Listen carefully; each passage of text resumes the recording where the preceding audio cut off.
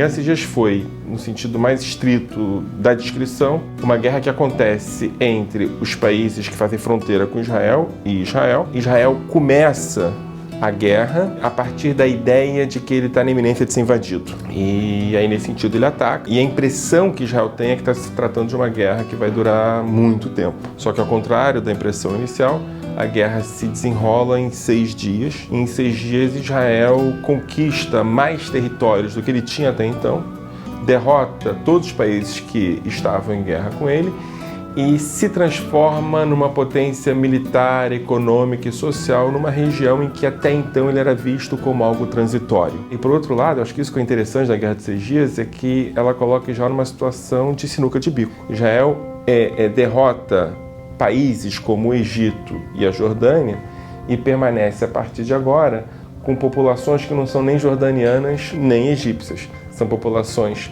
palestinas. E a partir de então Israel toma uma decisão que é uma decisão que custa muito caro até hoje, que é a decisão de ocupar as populações que foram conquistadas naquele momento, sem saber muito bem o que fazer com elas.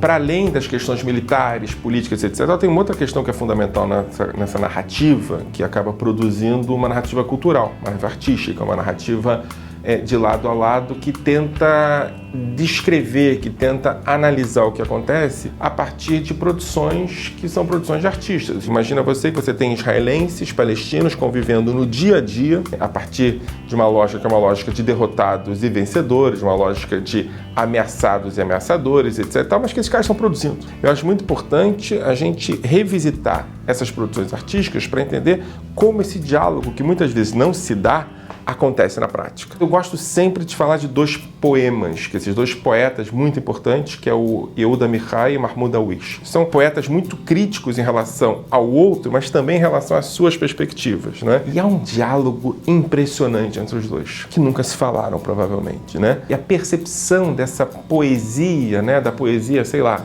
você pega uma poesia como Turistas, em que hoje a gente está vendo essa confusão toda em Jerusalém, a cidade velha pegando fogo, etc. e tal. Eu, da Mihai, falo o seguinte: olha, a paz só vai chegar quando, ao invés de falar sobre a muralha, o guia turístico falar sobre o homem que está levando verdura para sua família. Quer dizer, isso é de uma força. Aí você vai buscar o Mahmoud Darwish, que fala a mesma coisa. Quer dizer, eu estou sentado dentro do jornal, o cara está dentro do jornal, a gente pede a mesma coisa para tomar café, meu nome é Mahmoud, o dele é Moshe.